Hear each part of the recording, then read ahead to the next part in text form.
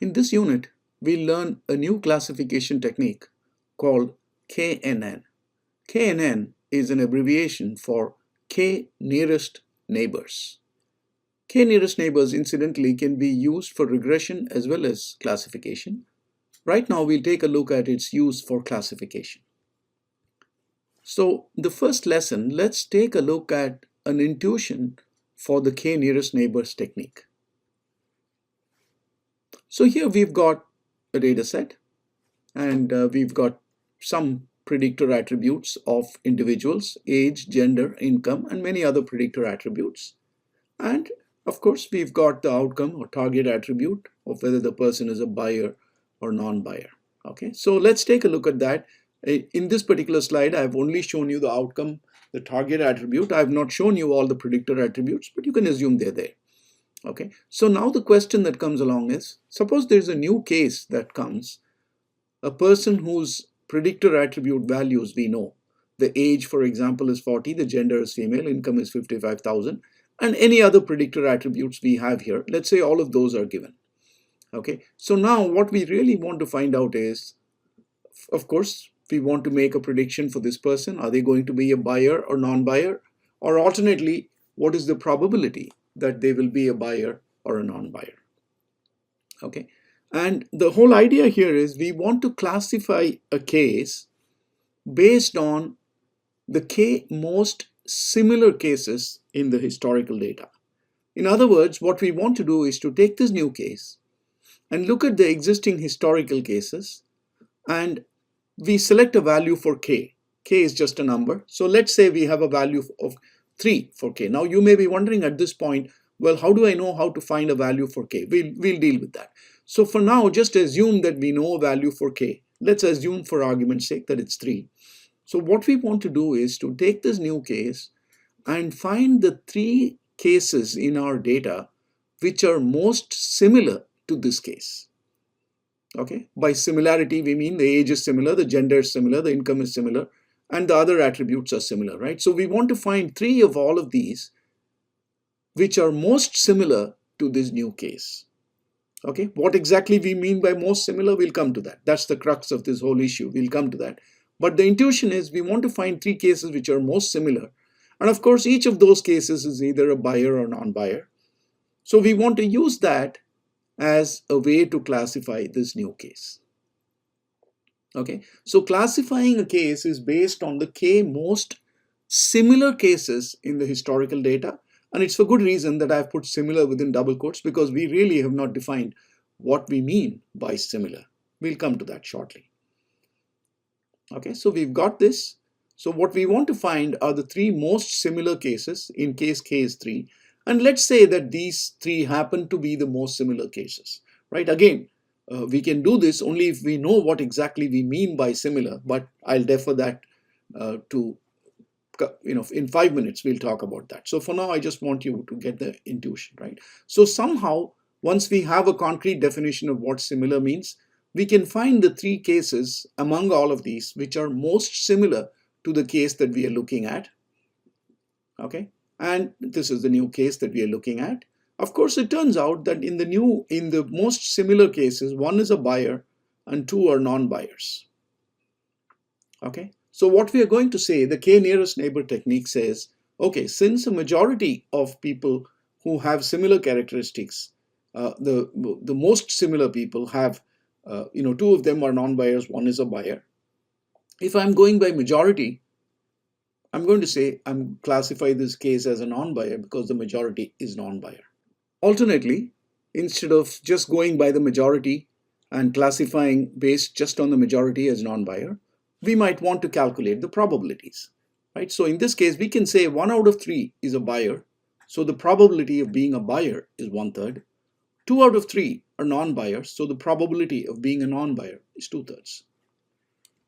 So this is the crux of the K nearest neighbor technique. So you can see that it's very simple, intuitive, it's very easy to understand. We're just saying I'm going to classify a new case based on how similar cases are classified in historical data. That's it. Okay, so let's take another example to get this intuition a little bit more. And since we are talking about neighbors, I want to take a literal case of neighbors. Okay, so let's say that we've got a certain geographical area, right? Again, we are talking about neighbors. So we've got a certain geographical area, and there are several households. So what you're seeing here are different households in a geographical area, right? So if two things are near each other, that means they are geographically near as well. And of course, given our highly politicized environment, let's say that the color represents the political orientation of the people living in those houses. Okay, so that's what it is. So now I want to say that, let's say we have two new cases, right? So you've got a case here called A, and this is B. The B is not showing up. This is B, right? So you can see here that A lives in a predominantly red neighborhood, and B lives in a predominantly blue neighborhood. Okay, so if you were just told that A's address is this, and this is how this is how the households in that particular area are politically oriented, right? If you want to go by neighbors, right, you will say, well, I would probably classify A as a red and B as a blue, because in this neighborhood most people are red, in this neighborhood most people are blue. A lives in that neighborhood, so most likely A is a red and B is most likely a blue, right? So I just want to stretch this near the neighbor metaphor to literally being a neighbor geographically. Okay, so now some questions come about. Okay, earlier I just said, well, let's just think about K being 3, K being the number of neighbors. So the important question is, how many neighbors should we consider? What should be our value for A? Okay, now, of course, we've got several alternatives for considering neighbors, right? You could have a small value of K, smallest value being K equals 1, or you could have a very large value of K, okay? So there's a trade-off that goes on here, right? If you have a very small value for K, then what might happen is that, after all, the data is not perfect. Not everybody in this neighborhood is red and not everybody in this neighborhood is blue, right? So therefore, if you have a very small value of K, then there is a possibility that the noise in the data might control what happens. So for example, if you use K equals 1, okay, in this example, then you will see that the nearest neighbor in both cases is the opposite color, right? So A's nearest neighbor is blue and B's nearest neighbor is red. So if you went just by K equals 1, then you will classify A as a blue and B as a red. Whereas intuition clearly tells us that although that might still be true, we don't know, but the likelihood is that A is red and B is blue. Right? Predominant likelihood is that, but we don't know the actuality, right? So if you have too small a value of K, then you might latch onto noise, like this is a noise, right? And again, this is probably a noise, okay? And on the other hand, if you have too high a value of K, right? So in this case, I think let's assume that there are 20 of each, and let's say I do K equals 40, okay? So which means what? You will consider, for every case, you will consider all the other cases as neighbors, right? And then you will end up making a decision based on the naive rule, majority in the overall data, right? So there is no specificity that's involved, okay? So too small a value of K goes in one direction, that it might latch onto noise, and too large a value stops having any specificity. Right? So we need a trade-off between the large values and the small values. And in fact, as you will shortly see, the way in which the KNN technique works is we simply try different values of K. And then we will let the error matrix guide us to select the best value of K. Okay, so that's what we're going to do. So when I talk about K nearest neighbors right now, all the examples I'm giving will be assuming specific values of K. But you may keep wondering, well, how do I select the K? You'll see later on that there is a formal process by which we can select the K. But it's first important for you to understand, given a value of K, how does the technique work? Okay, and then we'll go on to how do you determine K. Okay, so let's just step back a little bit. So right now, this is the second classification technique that you're learning. We've already learned classification trees. Okay, so let's compare the intuitions for these two, right? So for classification trees, our intuition was, let us classify the cases based on all the cases satisfying a particular rule. They form a bucket. All the cases satisfying a particular rule form the bucket.